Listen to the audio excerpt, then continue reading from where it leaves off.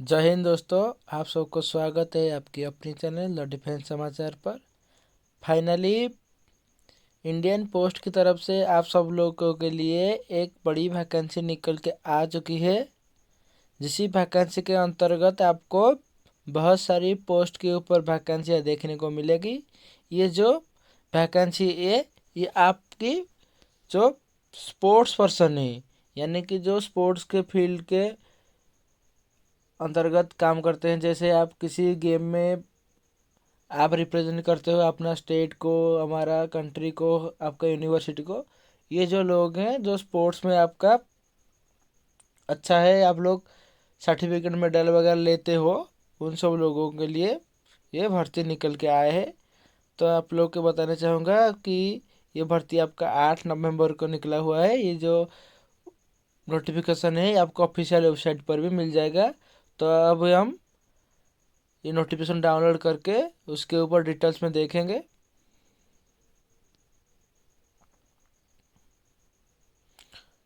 तो इस नोटिफिकेशन को हम डाउनलोड कर लेते हैं इधर।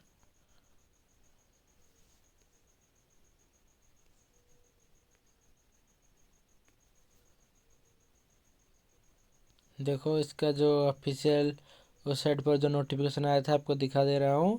Recruitment of meritorious sports person in department of post in the cadres of postal assistant, sorting assistant, post mail guard and multitasking staff. ये आपका ये पांचों पोस्ट के ऊपर आपका वैकेंसी आई है। ये जो पोस्ट है आपका, ये सिर्फ आपका स्पोर्ट्स पर्सन ले सकते हैं जिन जिन लोगों ने आपका स्टेट, कंट्री, अपना यूनिवर्सिटी लेवल में अपना को रिप्रेजेंट किए हैं, उन्हीं लोगों के लिए वैकेंसी है। तो देख लीजिएगा, इसका स्टार्टिंग डेट ऑनलाइन एप्लीकेशन का 10 नवंबर को शुरू होगा और लास्ट डेट उसका 9 दिसंबर तक रहेगा। और आपका ऑनलाइन भी पेमेंट जो उसका रहे आपका 9 दिसंबर तक ही रहेगा। और इसका जो विंडो करेक्शन के लिए रहेगा आपका 10 दिसंबर से 14 दिसंबर तक चलेगा। तो इसमें आपका स्पोर्ट्स पर्सन के लिए आपका ये पांचों पोस्ट के ऊपर वैकेंसी निकल के आए हैं, जो कि आपका ग्रुप सी लेवल का पोस्ट रहने वाला है।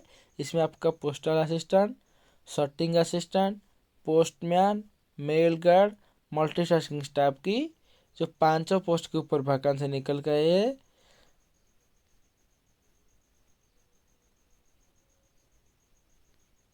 इधर आपका जो पे लेवल आप देख सकते हो। पोस्टल असिस्टेंट का लेवल 4 का पे लेवल है आपको 25,500 से लेके 21,100 तक मिलेगा। उसके बाद शॉटिंग असिस्टेंट का वो ही लेवल 4 का है, 25,500 से लेके 21,100 तक मिलेगा। पोस्टमैन का लेवल 3 का पे मैट्रिक्स है, इसके आपको 21,700 से लेके 59,100 तक रहेगा। मेल गार्ड का भी आपका लेवल 3 का है, इसमें आपका 21,700 से लेकर 59,100 तक रहेगा। मल्टीटास्किंग स्टाफ में आपका 18,000 से लेकर 56,900 तक रहेगा। उसके बाद आपका postal circle wise, cadre wise vacancy. तो आपका जो वैकेंसी आपका पोस्टल सर्कल वाइज और कैडर वाइज वैकेंसी निकला हुए है। तो आपका जो एज लिमिट ये बताने वाला हूँ। एज क्या क्या एज आपका रहने वाला है। पोस्टल असिस्टेंट के लिए आपका एज 18 साल से लेकर 27 साल तक रहना चाहिए। शॉटिंग असिस्टेंट भी का भी वही सेम है, 18 से 27। पोस्टमैन का भी वही सेम है, 18 से 27। मेल गार्ड का भी वही सेम है, 18 से 27। मल्टीटास्किंग स्टाफ का भी वही सेम है, 18 से 25 तक। इसका 18 से 25 तक है। बाकी आपका जो SC ST कैंडिडेट है उनको 5 साल का छूट मिलेगा।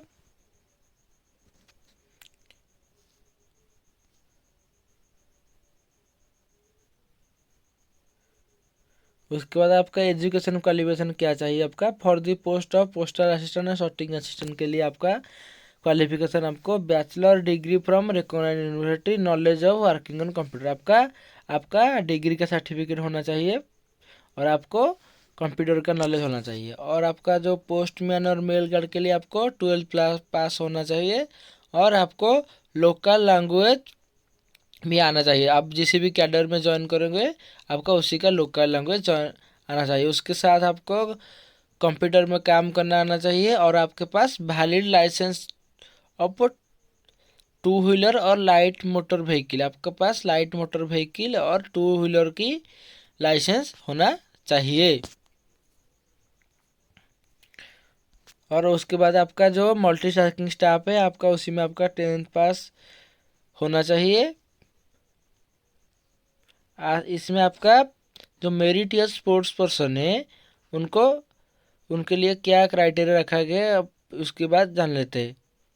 इसमें कौन कौन से जो स्पोर्ट्स पर्सन है, ये तो सारा कि गांव देहात के जो लोग हैं, अब गांव में गिल्ली डंडा खेलते हैं उनको तो नहीं बुलाया जाएगा स्पोर्ट्स पर्सन है, जिनके जो एक्चुअल में रिप्रेजेंट करते हैं अपना स्टेट को, अपना यूनिवर्सिटी को, हमारा कंट्री को, वही लोग बुलाए जाएंगे, तो वही लोग फॉर्म डाल सकते हैं।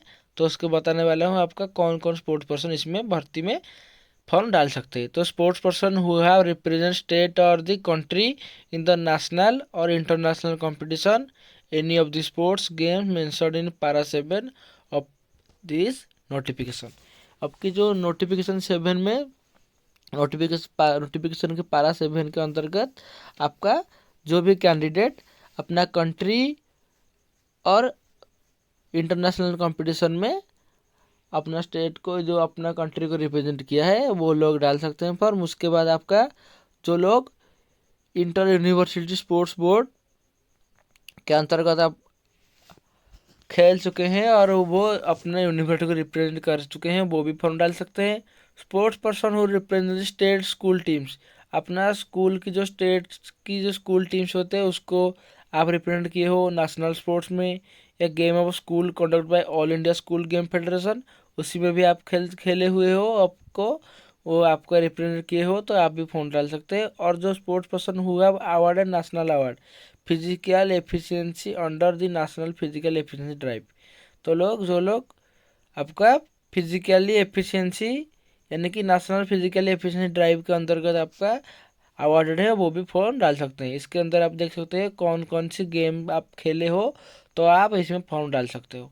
तो आपके पास कहाँ कहाँ रिप्रेजेंट किए हो वो तो बता दिया, अभी इसके अंदर आपका कौन कौन सा गेम आप खेले हो तो आप फॉर्म डाल सकते हो। इसमें देख सकते हो आपका बहुत सारे स्पोर्ट्स है, archery, Atya Patya, ball, badminton, basketball, body building, bridge, chess, cycling, deaf sports, athletics, carrom, cricket, kabaddi, football, hockey, ये बहुत सारा गेम है। लगभग इसमें 64 टाइप का गेम है जो आप खेले हो। ऐसे ही इसमें तो बहुत सारे गेम है जिसका नाम मुझे पहले से नहीं पता था, और नाम सुनने के बाद दिमाग में आ रहा है ये गेम कैसा होता है।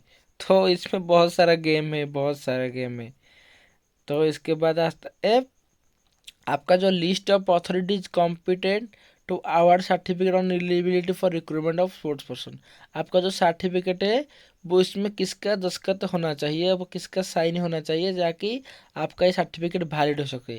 जैसे कि आप इंटरनेशनल कंपटीशन खेले हो तो इसमें आपका secretary of national federation of the game concern होना चाहिए, यानी कि उनका दस्तखत होना चाहिए।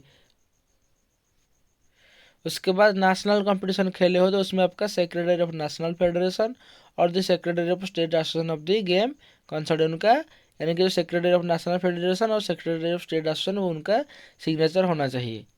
इंटर यूनिवर्सिटी टूर्नामेंट में आपका डीन ऑफ स्पोर्ट्स और other officer in overall charges of sports of the university, उनका दस्तखत होना चाहिए। National sports game for school में आपका डायरेक्टर और एडिशनल जॉइंट और deputy director in overall charge of sports game, उनका दस्तखत होना चाहिए। वो फिजिकल एफिशिएंसी ड्राइव, उसमें आपका secretary of the officer in overall charge of physical efficiency, उनका दस्तखत होना चाहिए। उसके बाद आप मेथड ऑफ सिलेक्शन, आपका कैसे सिलेक्शन लिया जाएगा। All those candidate who fulfil the condition 4, 5, 6, 7 and process certificate in the prescribed for the issue by competition authority mentioned in पारा 8, तो आपका पारा 8 में 4, 5, 6, 7 के अंतर्गत आपका सारा जो क्राइटेरिया जाएगा वो फुलफिल करते हो। उसके साथ आपका पारा 8 में जो भी आपका कंसर्न ऑफिसर है उनका दस्तखत हो, मोहर हो, तो आप इसमें भाग ले सकते हो। उसके बाद आपका सिलेक्शन में नाम बुलाया जाएगा। उसके बाद आपका एक candidate shall be considered for the first preferred cadre for all opted postal circle followed by for the second preferred cadre for opted for postal circle on so on he will consider for cadre, postal clerical option पे। यदि आप first में आपका selection हो जाता है तो आपको सेकंड के लिए प्रीफर नहीं किया जाएगा। इसका मतलब ये है, provisionally merit list shall be prepared only on the basis of information provide in the online application portal, no additional information shall be entered. यानी कि आप ऑनलाइन डालते समय आप जो भी इंफॉर्मेशन डाले हो उसके तहत आपका सिलेक्शन किया जाएगा, और जो सिलेक्शन होगा जो प्रोविजनली सिलेक्शन किया जाएगा। आपका जो प्रीफरेंस लिया जाना है, आपका जो सिलेक्शन, इसमें आपका कोई भी एग्जाम नहीं किया जाएगा, कोई भी कुछ टेस्ट नहीं लिया जाएगा, आपका प्रीफरेंस के हिसाब से आपका सिलेक्शन होगा। तो फर्स्ट प्रीफरेंस किसको मिलने वाला है? जो इंटरनेशनल कंपटीशन खेला है उसको आपका पहला प्रीफरेंस दिया जाएगा। सेकंड प्रीफरेंस आपका सीनियर और जूनियर लेवल नेशनल चैंपियनशिप, जो लोग सीनियर जूनियर लेवल का चैंपियनशिप खेले उनको सेकंड प्रीफरेंस मिलेगा। उसके बाद जो थर्ड प्रीफरेंस है उनको जो जो इंटर यूनिवर्सिटी कंपटीशन खेले हैं उनको थर्ड प्रीफरेंस मिलेगा। फोर्थ प्रीफरेंस है आपको जो नेशनल स्पोर्ट्स और गेम फॉर स्कूल में खेले हैं तो उसके आपका उनको प्रेफरेंस मिलेगा फोर्थ में। उसके बाद आपका फिफ्थ में जो नेशनल अवार्ड में फिजिकल एफिशिएंसी, जो फिजिकल एफिशिएंसी में अवार्ड पाए हैं उनको फिफ्थ प्रेफरेंस दिया जाएगा। और सिक्स्थ में आपका जो union territory university state schools team के लिए खेले हैं उनको प्रेफरेंस दिया जाएगा। यानी कि आपका जो उसमें मान के चलो एक पोस्ट के लिए 4 बंदे फॉर्म डाले हैं, उनमें से देखा जाएगा उसके इनके अंदर से फर्स्ट प्रेफरेंस कौन सा लड़का का है उसको पहले सिलेक्ट किया जाएगा। उसके बाद आपका प्रेफरेंस के हिसाब से आपको सिलेक्शन किया जाएगा। और in the event of tie, यानी कि मान के चलो एक पोस्ट के लिए 2 कैंडिडेट है, वो दोनों का सेम आपका टाइम का रिप्रेजेंट किया, यानी कि दोनों का दोनों मान के चलो स्टेट को रिप्रेजेंट किए हैं, तो दोनों का तो प्रेफरेंस सेम है, तो कैसे आपका सिलेक्शन किया जाएगा? उसके अंडर आपका क्या दिखा जाएगा? आपका जो आपने जो एजुकेशनल क्वालिफिकेशन है उसके तहत आपका सिलेक्शन किया जाएगा। यानी कि आपका जो secure higher position shall be given in the preference, यानी कि आपके पास मान के चलो जिसके पास क्वालिफिकेशन ज़्यादा होगा उसको पहले प्रेफरेंस मिलेगा। Participation individual and team event it is item shall be given the same preference, यानी कि आप सिंगल गेम खेलो चाहे आप टीम गेम खेलो आपको प्रेफरेंस सेम ही मिलने वाला है। Except in the case of tie, no preference will be given for winning more than one medal position. In case of any doubt about the status of tournament, the matter will be decided in the consultant with the Department of Personal Training and Ministry of Youth Affairs. Disqualification: no person who have entered into a contracted marriage with a person having spouse living, और आपका शादी हो चुका है तो आपको इसमें eligible नहीं किया जाएगा। Who have spouse living has entered into a contract में, आपका शादी हुआ है उसको भी नहीं काउंट किया जाएगा। तो आपका आपको ये जो पोस्ट है आपका बिना शादीशुदा वाले ऑल मैरिड पर्सन ही डाल सकते हैं। तो आपका ये आपको कैसे फॉर्म डालना है? आपको ऑनलाइन के तरह से फॉर्म डालना है, तो इसका जो ऑफिशियल साइट है उसके ऊपर आपको फॉर्म डालना है। उसके बाद आपका जो एप्लीकेशन फ़ी है आपका 100 रुपये लेने वाला है। आपका करेक्शन के लिए 10 दिसंबर से लेकर 14 दिसंबर तक साइट खुला रहेगा। Candidate fever provisional merit list shall be in producing following documents, आपको क्या क्या डॉक्यूमेंट लेके जाना पड़ेगा? तो क्या क्या डॉक्यूमेंट चाहिए इसमें फॉर्म डालने के लिए? Print out of application form submitted, valid document relating to age, educational qualification applicable for the post, certificate of knowledge of computer from 1 2 3 4 5 refer para 8 एव, proof of a date of birth, candidate seeking age relaxation, तो आपको SC/ST का जो ये है आपको डालना पड़ेगा। आपको 2 पासपोर्ट साइज फोटो लगेगा इसके साथ। If a candidate has change his your name और dropped added part a his your name after matriculation higher secondary, he change his your name after matriculation, it is legally valid document. तो physically verification document candidates figuring in provisional merit, आपका document verification के बाद आपको provisional select कर देगा, direct select नहीं किया जाएगा। तो उसके बाद अदर इम्पोर्टेंट इंस्ट्रक्शन में आपका the vacancy notified are subject change without assigning any age, आपका ये कभी भी चेंज किया जा सकता है। तो आप देख सकते हो किसी सर्कल में, कौन सा सर्कल में कितना कितना पोस्ट है। आंध्र प्रदेश में 27 है, पोस्टल असिस्टेंट में, स्टार्टिंग असिस्टेंट में 2 है, पोस्टमैन में 15 है, मेल गार्ड में 0, मल्टीटास्किंग में 17 पोस्ट है। इसी तरह सभी राज्यों का आप देख सकते हो कौन सा राज्य का कितना कितना पोस्ट है।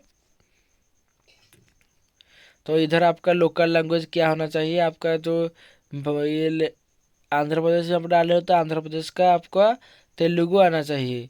आसाम में हो तो आपको आसामी, बंगाली, बोडो आना चाहिए। बिहार में हिंदी, छत्तीसगढ़ में आपको हिंदी आना चाहिए। इस तरह आपको हर एक स्टेट का अलग अलग जो लोकल लैंग्वेज है उसको आना चाहिए। आप जिस स्टेट में फॉर्म डाले हो उसका लोकल स्टेट आप लोकल भाषा आपको आना चाहिए।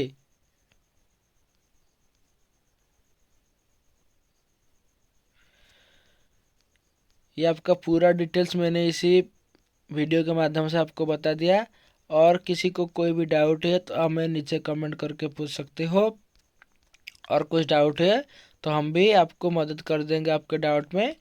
तो आप लोग नोटिफिकेशन पूरा फुली माइंडफुली पढ़ना, उसके बाद आप फॉर्म डालना। कोई भी दिक्कत आ रहा है तो हमें कमेंट करें, मैं आपको दिक्कत का हल करने के लिए पूरा पूरा प्रयास करूँगा।